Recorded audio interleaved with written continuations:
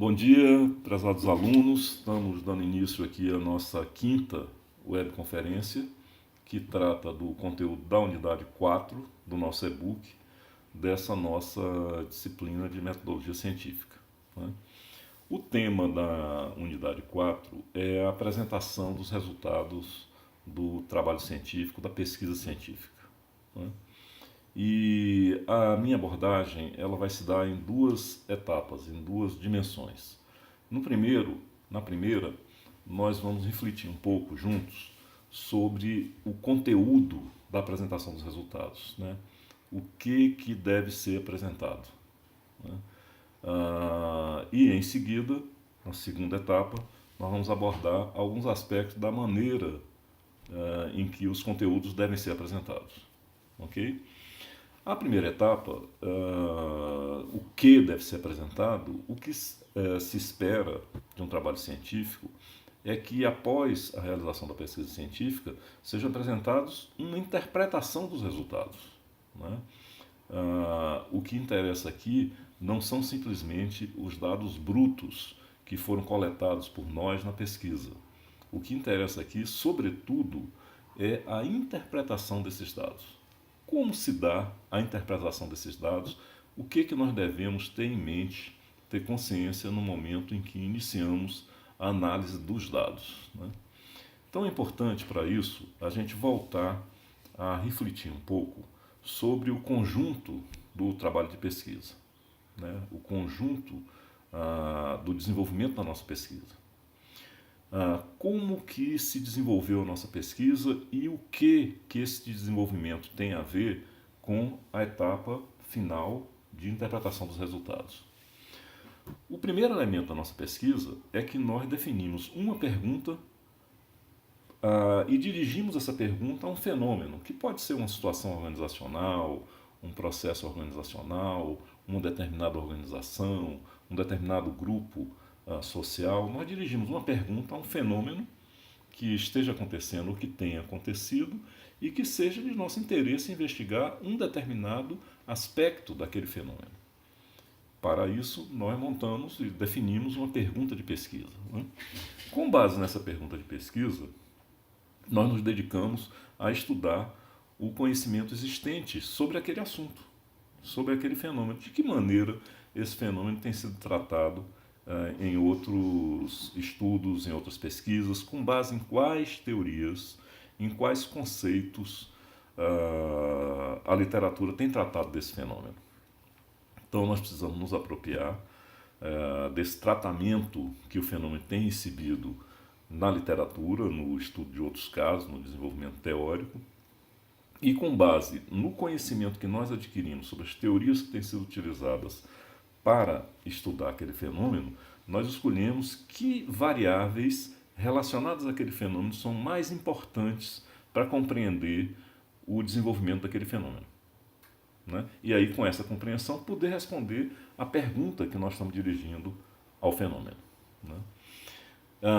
Definidas, então, que variáveis nós vamos observar na realidade, no fenômeno, nós vamos executar, desenvolver um método, que pode ser entrevista, questionário, observação, de várias maneiras, um método para coletar as informações empíricas do fenômeno que tenham a ver com as variáveis que nós estamos interessados em conhecer.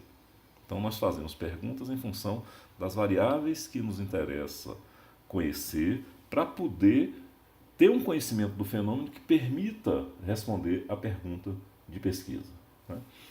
Tendo esses dados, indo a campo e obtendo essas informações, o passo seguinte, que aí já entramos na etapa de análise de dados, é organizar os dados para analisar esses dados que nós obtivemos do fenômeno sobre o comportamento daquelas variáveis que a literatura recomendou que são relevantes para a compreensão do fenômeno e que nos permitirão responder a pergunta.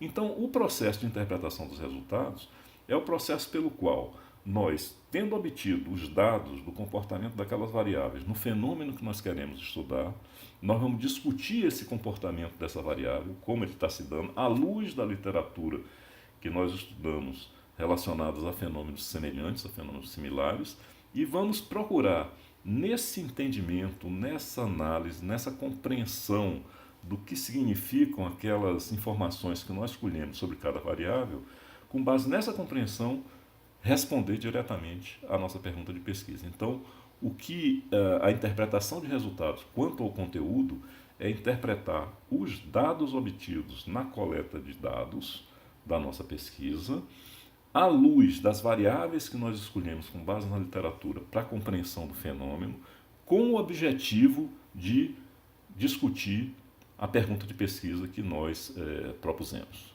Essa é a questão central da interpretação dos resultados. O conteúdo dela é esse.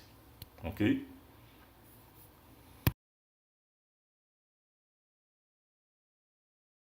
Antes de nós prosseguirmos, eu quero dedicar aqui um minuto para abordarmos uma questão com a qual vocês devem estar se defrontando no próprio exame do e-book ou na literatura sobre metodologia, que é a distinção entre pergunta de pesquisa e hipótese de pesquisa. Tá? Não são a mesma coisa. São duas estratégias bastante distintas e que, embora tenham o mesmo objetivo, são estratégias diferentes de se aproximar, de interrogar um determinado objeto de pesquisa. Tá? Quando nós trabalhamos com a pergunta, dirigimos uma pergunta a uma determinada situação, a um determinado objeto de pesquisa, a um determinado fenômeno, como nós temos referido, nós nos colocamos numa posição de buscar uma resposta que nós ainda não temos domínio de qual seja. Nós não sabemos qual é o resultado. Né?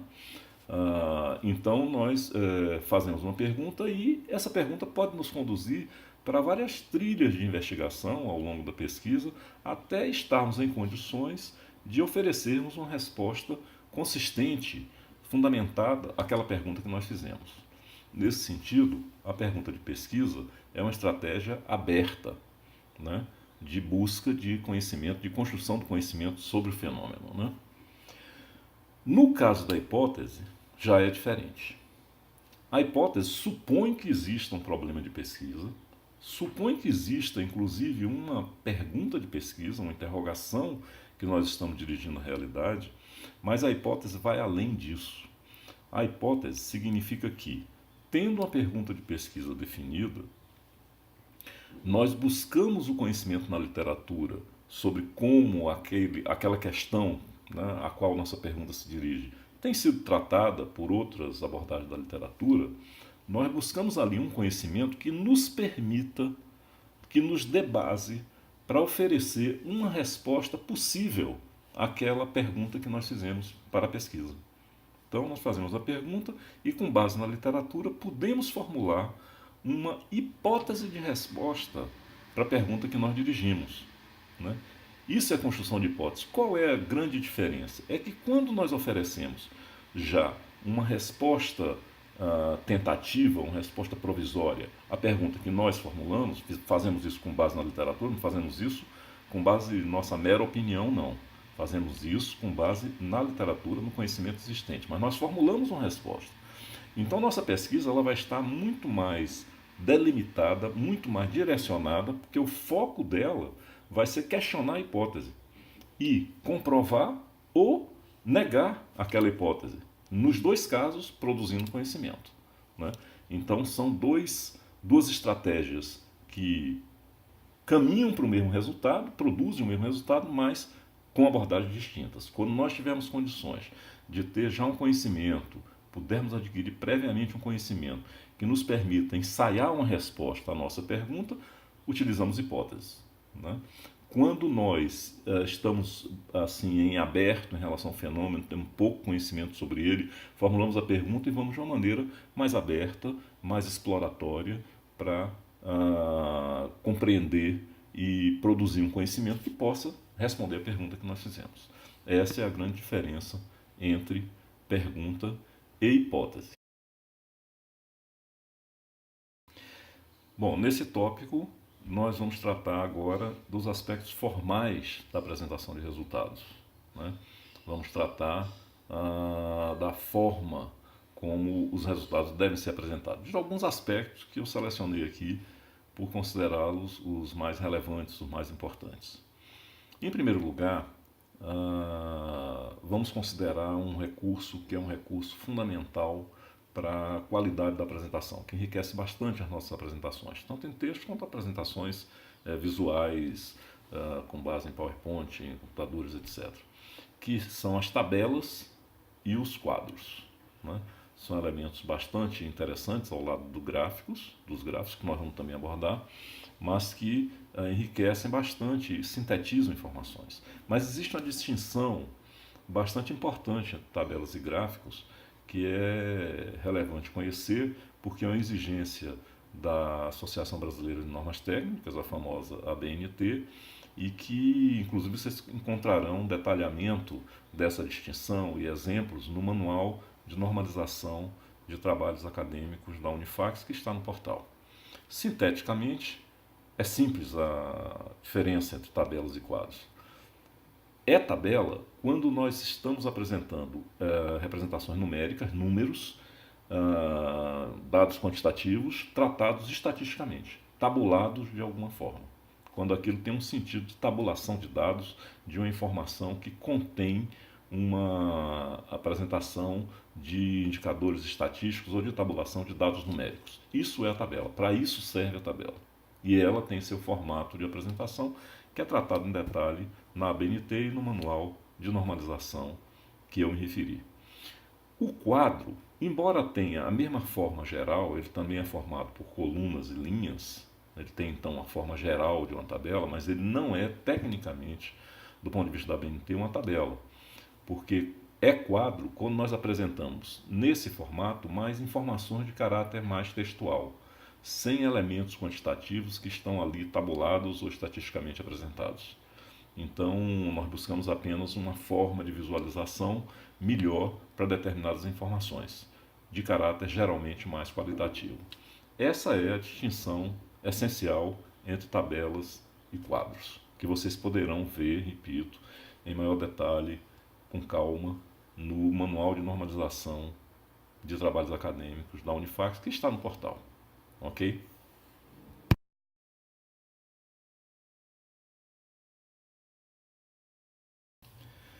Esse que vocês estão visualizando agora é o gráfico de curvas, também chamado gráfico linear, que é bastante útil quando nós temos uma variação ordenada dos dados, com muitos pontos de observação ao longo de uma variável. Ele representa todo o percurso dessa variável e comparativamente, inclusive, com o comportamento de outras variáveis, né? Em segundo lugar, o gráfico de barras, né? Que na realidade representa de maneira horizontalizada, em retângulos horizontais, os valores de maneira proporcional entre uma e outra variável, ou de maneira absoluta também. O gráfico de coluna, na realidade, é o mesmo gráfico de barras, invertido, representando sob a forma de retângulos verticais, né? Aquela informação, aqueles dados. E, finalmente, o gráfico de pizza, ou de setores, que é o gráfico que representa proporcionalmente a participação de cada variável numa totalidade. Essa totalidade é representada como um círculo, que exprime 100%, e cada fatia, cada parte dessa pizza, ou cada setor dessa circunferência, desse círculo, representa o peso proporcional daquela variável no conjunto dos setores, né? Esses são os principais tipos de gráfico que se utiliza normalmente, existindo uma infinidade deles, principalmente nas ferramentas mais modernas de desenvolvimento gráfico.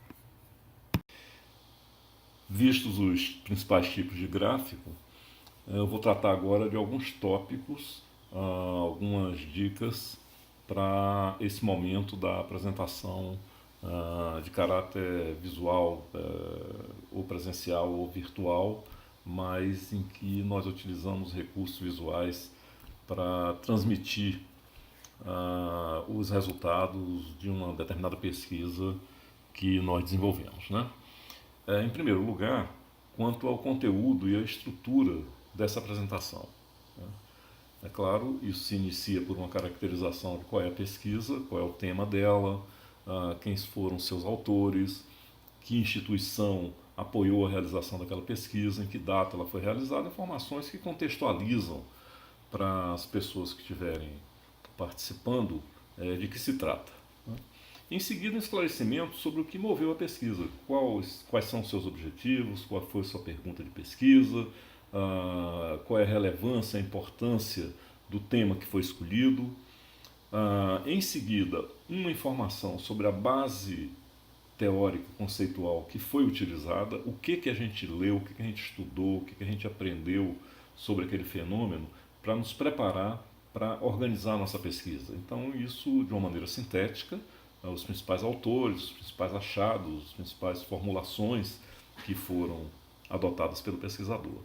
Em seguida, um esclarecimento sobre a estratégia metodológica que foi seguida pelo pesquisador, de que maneira ele se organizou com base na literatura que estudou para ir ao fenômeno que ele queria estudar e obter as informações para analisá-las. E, finalmente, após a apresentação da metodologia, quer dizer, o modo dele realizar a pesquisa, os resultados que ele obteve, né? A discussão dos resultados que ele obteve. Isso é o essencial de uma boa apresentação. Vou ainda abordar aqui dois temas rapidamente, mas duas dicas, né? Uma em relação à organização dos slides, a maneira de preparar slides. Eu tenho assistido muitas apresentações frequentemente, né, nas minhas classes, e observo quantas vezes o slide mal preparado prejudica completamente a apresentação. Né? O mais típico é aquele slide que contém quase que uma transcrição de texto dos livros e que o apresentador se limita a ficar lendo aquele slide para as pessoas. Não há situação mais desconfortável do que essa. Né? Eu vou fazer algumas observações ao longo das dicas práticas que eu vou dar. Primeira coisa, mais importante, é manter um domínio sobre o tempo. Sempre na apresentação de slide nós temos um tempo determinado. Então nós precisamos desenvolver os slides sabendo qual é a quantidade de slides que cabe naquele tempo que a gente vai ter para apresentar.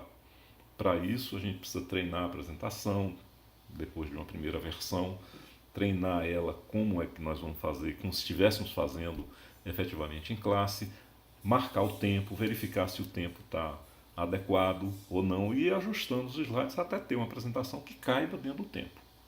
Ok?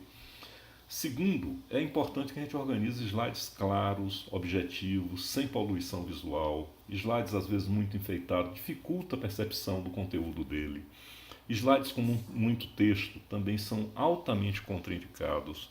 O importante é colocar aquelas proposições que introduzam um determinado assunto, um determinado tema que vai ser desenvolvido pelo apresentador verbalmente na apresentação. Isso é um slide e uma apresentação elegante.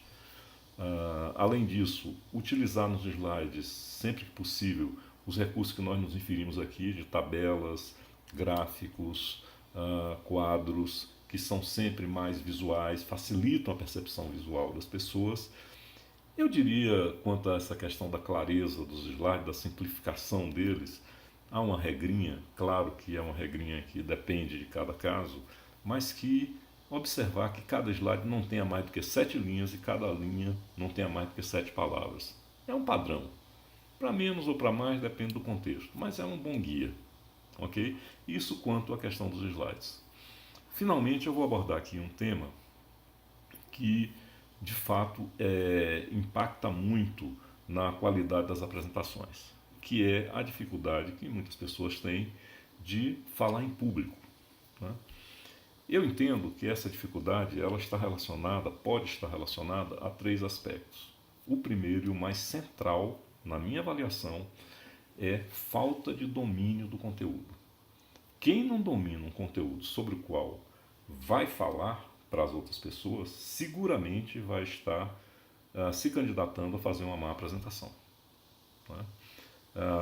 O domínio do conteúdo é que dá segurança e tranquilidade para um apresentador de apresentar um determinado assunto.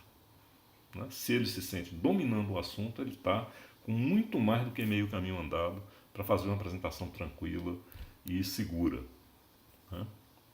Então, em relação a essa questão, o remédio é estudar, dominar o conteúdo. né? Não se apropriar rápida ou superficialmente de um conteúdo e partir para apresentá-lo. Isso é um caminho para uma apresentação, no mínimo, mediana e insossa.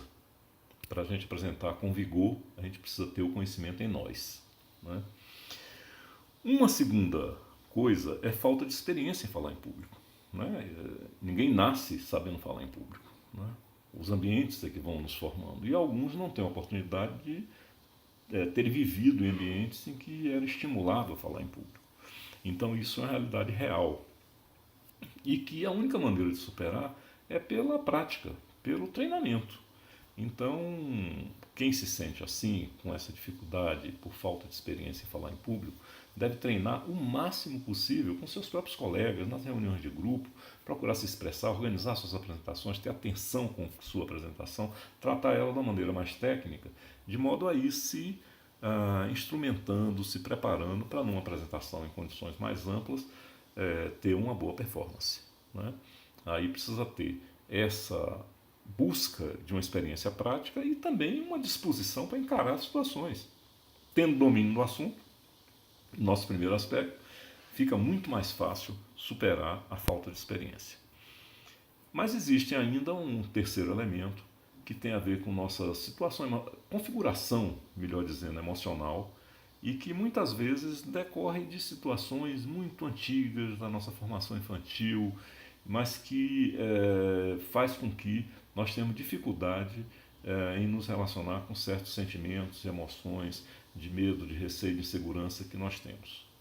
Essas situações, mais raras, mas acontecem, requerem da pessoa um apoio mesmo profissional em relação a isso, por alguma forma de terapia, de aconselhamento, que possa